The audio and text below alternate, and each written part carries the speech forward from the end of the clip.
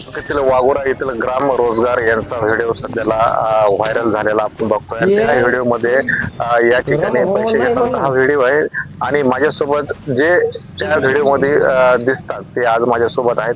नेमका प्रकार काय घडलाय आज आपण त्यांना या ठिकाणी जाणून घेणार आहोत. सत्य काय व्हिडिओ मधलं, व्हायरल सत्य काय हे आपण सगळं जाणून घेणार. तुमचा व्हिडिओ जो आहे तो विरोधकांनी त्या ठिकाणी व्हायरल केलेला आहे आणि त्या ठिकाणी पैसे घेताना आणि देताना मात्र नेमका हा प्रकार काय आहे आणि व्हायरल व्हिडिओ मागचं सत्य काय, काय सांगायला?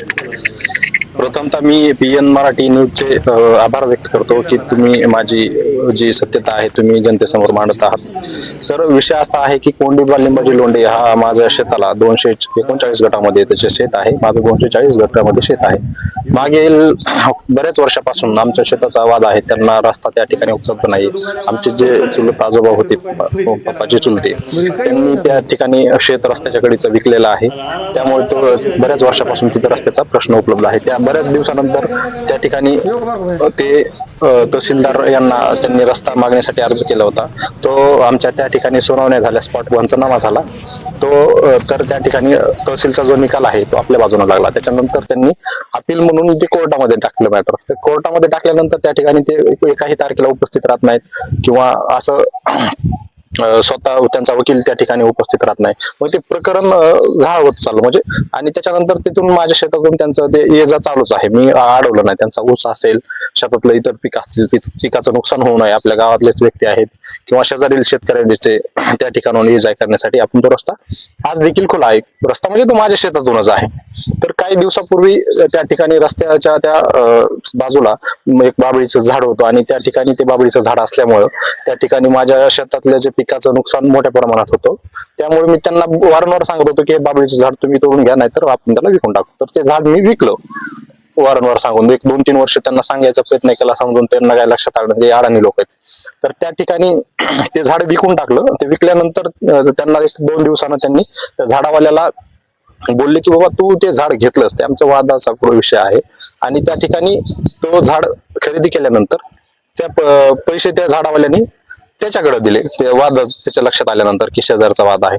तर ते अर्धे पैसे त्यानं माझ्यासाठी ठेवले. गावातल्या लोकांनी त्याला सांगितलं की बाबा चुकीचा प्रकार आहे, ते झाड त्याचं आहे. त्या ठिकाणी लोकांनी समजून सांगितल्यानंतर त्यांनी ते अर्धे पैसे मला देण्याचं ठरवलं. त्यानंतर त्यांनी मला फोन केला, तू कुठं आहेस? तर मी म्हणलं मी ग्रामपंचायत कार्यालयामध्ये आहे. तर त्यांनी ते पैसे मला त्या ठिकाणी अर्धे पैसे त्या ठिकाणी आणून दिले. किती होते पैसे? 3,000 रुपये होते. त्याने ते 3,000 म्हणजे आपण झाड विकलं ते 5,000ला. 5,000चं झाड त्यानं ते 15,000 रुपये त्या पुढील व्यक्तीकडून घेतले. त्याला तुझ्यावरती खोटे गुन्हे दाखल करू किंवा तू झाड चोरून नेलंस आमचा असं गुन्हे दाखल करू, ते त्यानं मला त्या ठिकाणी पैसे दिले. आणि त्याच्यानंतर माझ्यावरती खोटी FIR केली. खोटी FIR केल्यानंतर परत त्याला गावाल्यांना समजून सांगितलं की बाबा हा तू चुकीचे कामं करू नको, तुमचा शेजारी आहे, आपल्या गावातला विषय आहे. तर ते त्यानं स्वतः ती तक्रार सुद्धा वापस घेतली. त्याच्यानंतर काही दिवसानंतर त्याच्या मुलानं माझ्या शेतातून, आता सध्या बाजरीचं पीक आहे त्या ठिकाणाहून त्यानं ट्रॅक्टर घातलं आणि ते बाजरीचं माझं नुकसान झाल्यामुळे माझा त्याचा शाब्दिक वाद झाला आहे फोनवरती. त्याच्यानंतर त्या शाब्दिक वादामध्ये त्यानं परत एकदा माझ्यावरती NC दाखल केली. आणि त्याच्यानंतर तो जो व्हिडिओ त्यानं काढलेला आहे चुकीच्या प्रकारे, तो व्हिडिओ त्यांनी व्हायरल केला. ह्याच्या अगोदर आमच्या वाघोऱ्यामध्ये सेवा सहकारी सोसायटीचं इलेक्शन होतं. त्याच्यामध्ये तो माझी पंचायत समिती मेंबर आहे. त्यानं जिल्हा परिषद सुद्धा लढवलेली आहे. आणि तो पंचायत समिती मेंबर असल्यामुळे तो सोसायटी लढवायला होता आपल्या विरोधात. आम्ही अगोदर फॉर्म भरला, त्याच्यानंतर फॉर्म भरला. त्याला विनंती केली, तू पंचायत समिती मेंबर आहेस, शेवटी लोकशाही आहे, तू लढू शकतोस, परंतु तू वरच्या लेवलचा माणूस आहेस, तर तू ते कशाला लढवतो? त्याला विनंती केली पण ते त्याच्या लक्षात आलं नाही आणि तो लढला. आणि त्यानंतर त्याचा पराभव झाला त्या ठिकाणी माझ्या वडिलांच्या विरोधामध्ये. आणि हा वडिलांच्या विरोधात पराभव झाल्यानंतर त्याला सर्व कळालं की हा शुभम मानेमुळे आपला पराभव झालेला आहे. आणि मग ह्याला कुठेतरी आपण अडचणीत आणणं गरजेचं आहे. शेजारचा तर वाद आहेच, पण राजकीय बी अस्तित्व आपलं कुठेतरी कमी होत आहे. त्याच्यानंतर ह्याच्या आता मी समाजामध्ये हमेशा वावरत असतो. गोरगरिबांचे कामं हे करणं हे माझं कर्तव्य समजतो. मी 24 तास रोडवरती आहे.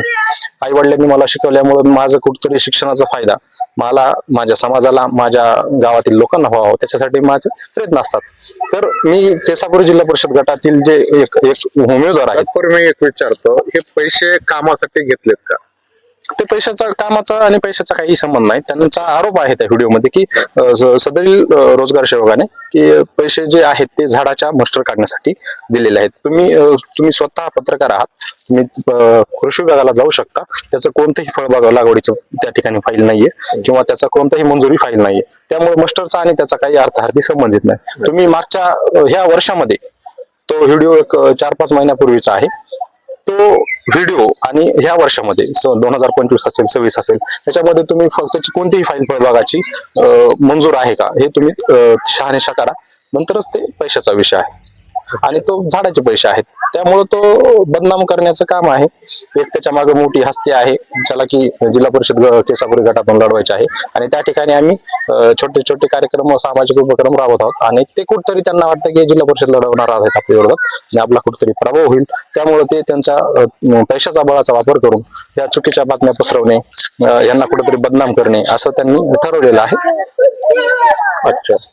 आता एकंदरीत सपोज आता हे तुमच्यावर आरोप झालेले आहेत, पैसे घेतल्याचा व्हिडिओ व्हायरल झालेला आहे. आता हे तुम्ही एक सांगितलं की जिल्हा परिषद मधलं कोणतरी हे तुमचं कारस्थान करताय. कोण आहे म्हणजे नाव घेता येईल का? नाही नाव नाही, आता ते त्यांच्या लक्षात येईल की काही दिवसानंतर. अजून आता ते सुद्धा जे व्यक्ती आहेत ते देखील राजकारणामध्ये सक्रिय आहेत. आम्ही देखील त्यांच्या विरोधातले पुरावे काही दिवसानंतर तुम्हाला देऊ आणि त्या पण बातम्या लागतीलच. त्याच्यामध्ये असं नाही की ते राजकारणामध्ये आहेत तर बाकीचे लोक समजा हे करणार नाहीत, असा विषय नाहीये. ते देखील दलाली करतायत, पैसे गोळा करतायत. त्यांचे देखील आमच्याकडे पुरावे काही दिवसामध्ये आम्ही उपलब्ध करू आणि ते तुमच्याकडे देऊ.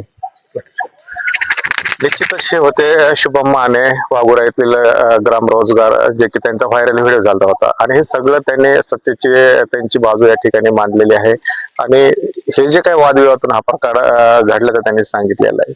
बघूयात पुढचं काय होतंय. तर PN मराठीसाठी सुहास बोराडे, माजलगाव, बीड. ओके.